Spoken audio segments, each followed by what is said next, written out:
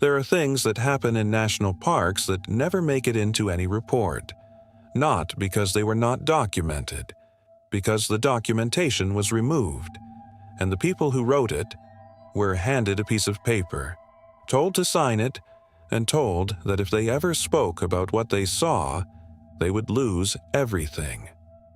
3 park rangers signed that paper, and then, years later, they decided that what they knew was more important than what they were protecting. This is what they told us. This is Obscure Nights, where the cases nobody talks about get told the way they actually happened. Before the first story, I need to tell you something. In the third case tonight, Ranger Victor refuses to describe exactly what his team found in that restricted zone. He will not say it directly, but at the end of this video he says one sentence that tells you everything you need to know without saying it at all. I have been thinking about that sentence since the first time I heard it.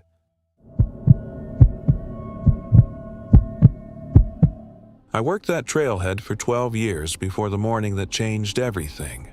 12 years. I knew every regular hiker by face. I knew which days the trail got busy and which days you could walk 4 miles without seeing another person. I knew the sounds the park made and the sounds it did not make. I want you to understand that context before I tell you what happened on June 2nd, 2016. Because the thing that broke me was not what I found.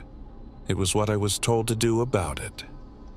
Routine morning patrol, 7 a.m. I was checking the register at the upper trailhead when I noticed a vehicle in the overnight lot that had been there since the previous morning. A green Subaru. I ran the plates. It came back registered to a 34-year-old man named Daniel, an experienced hiker from Seattle, according to the trip plan he had filed. He was logged in for a one-night solo. He was 12 hours overdue. I radioed it in immediately. Standard missing hiker protocol. My supervisor came back within 4 minutes. He told me to mark the report unfounded. No search, no escalation. He said Daniel had probably hiked out a different way and forgotten to sign out. I have been a ranger for 12 years. Experienced hikers do not forget to sign out, and they do not leave their vehicle in the overnight lot when they leave a different way. I argued. My supervisor told me again, mark it unfounded. Then he told me something that I have never been able to forget. He said, Elias, there are protocols for this section of the park that sit above your clearance level. Trust the protocol. I marked it unfounded. I hated myself for it. 3 weeks later, the items started appearing.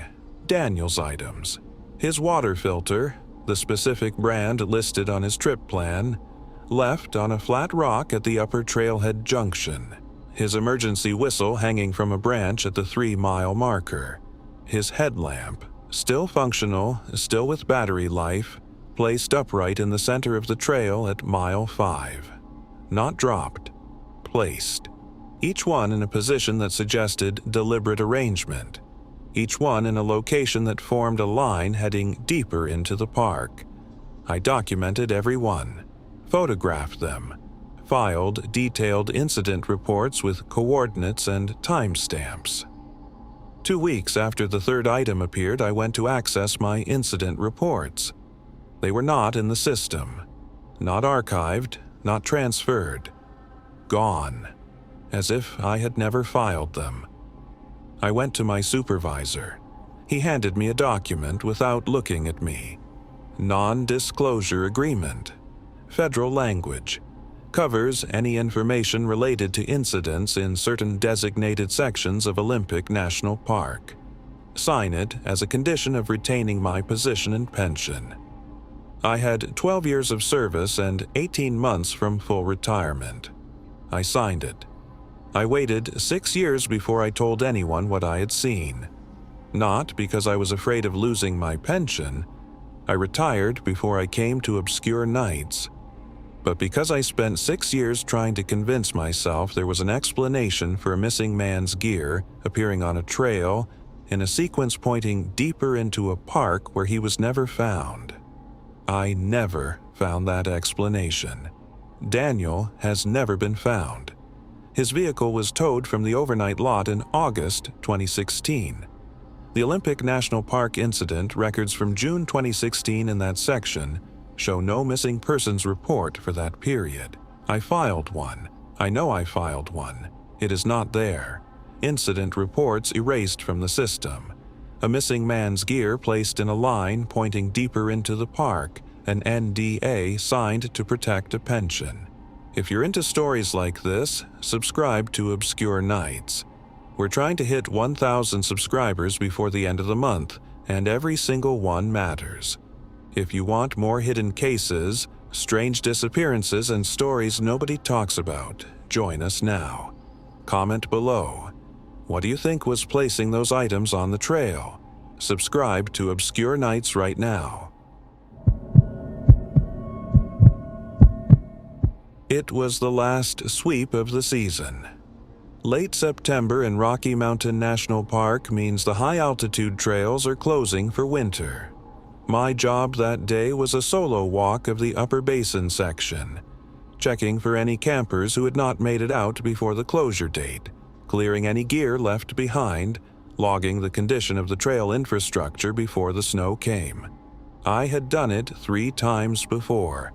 It was methodical work, quiet work, the kind I genuinely loved. September 28, 2019. I was at 9,000 feet, 2 miles from the nearest staffed station, in a section of the park that gets very little foot traffic even in peak season.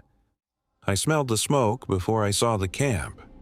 It was set back about 30 meters from the trail in a flat clearing, a near-perfect campsite.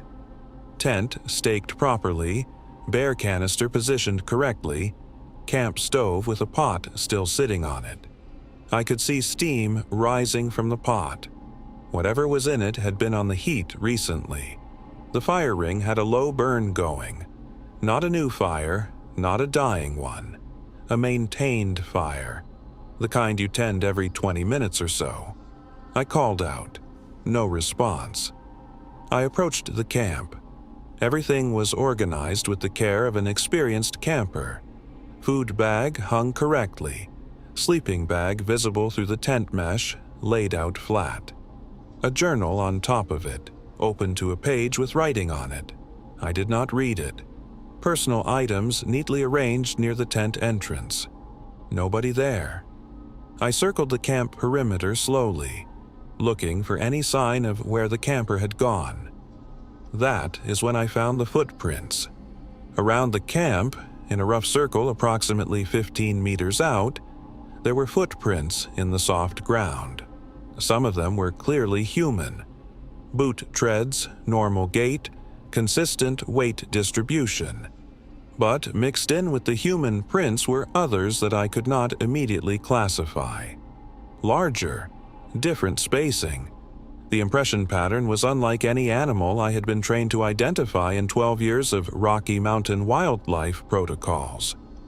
I am not going to tell you they were not animal prints. I do not know what they were. I know they were not prints I recognized, and I know they were mixed with the human prints in a way that suggested both had been in that clearing at the same time. My radio cut out completely at that point.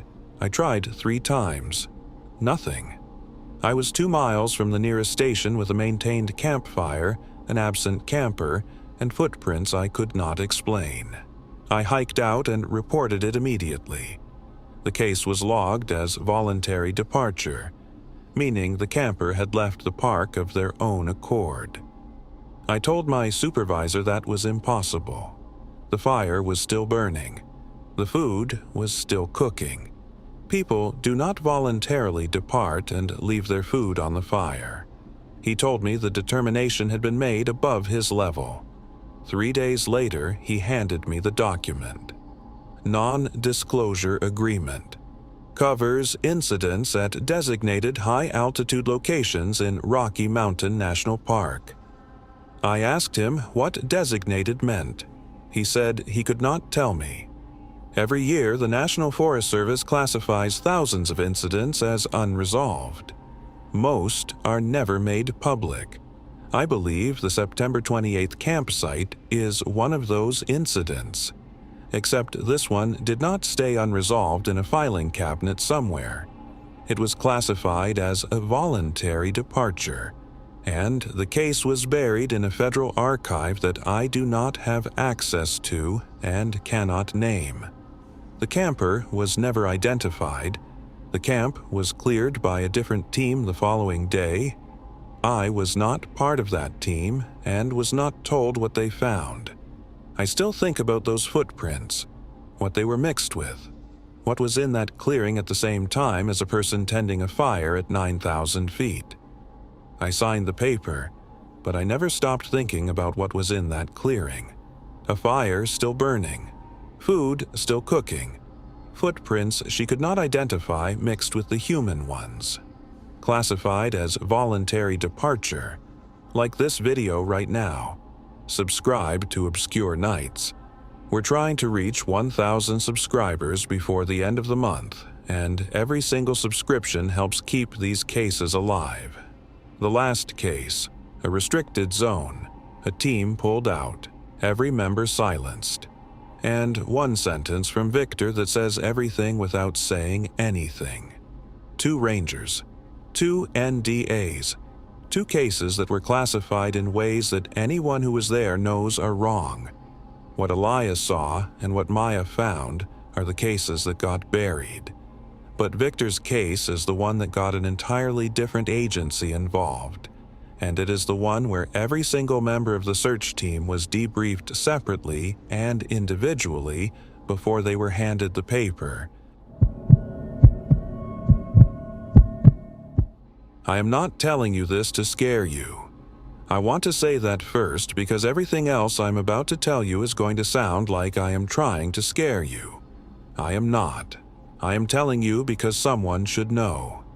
And because the one member of my team who tried to say something publicly lost his job within a week. And because I am done waiting for someone else to say it.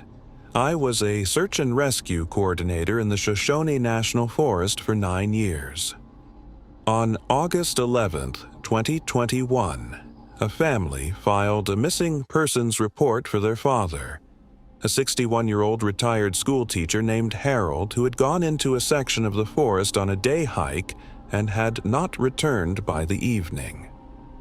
The section Harold was last seen near is listed on internal Park Service documents as a restricted zone, not closed to the public for any reason that appears on the public-facing trail maps. Just quietly restricted. Staff are trained not to direct hikers toward it. Maintenance crews do not work in it. There is no sign, no barrier, no official closure. It simply does not appear on the maps we give visitors. I led a team of 4 into the zone at 7 a.m. on August 12th. I am not going to tell you exactly what we found. I have thought about this carefully, and I have decided that some details need to stay with me. Not because I am protecting the Park Service. I am clearly not doing that by being here. But because there are some things that once you hear them, you cannot unhear them. And I do not want that for people who are going to be hiking this weekend. What I will tell you is this. We found Harold. He was alive. He was physically unharmed in any way that a medical examination could document. He was sitting in a clearing in the restricted zone, approximately 3 miles from where he was last seen, facing northeast. He did not recognize any of us. Not in the way someone who is confused or disoriented fails to recognize people. In the way someone who is looking at things that are not there fails to recognize the things that are. We called it in. Within 40 minutes, a vehicle arrived at the zone perimeter that I did not recognize. Not Park Service, not Forest Service, not any agency marking I had seen in 9 years. 4 people got out. They took over. They told my team to return to the staging area and wait. We waited for 3 hours. Then we were brought in one at a time for individual debriefs. not together, separately.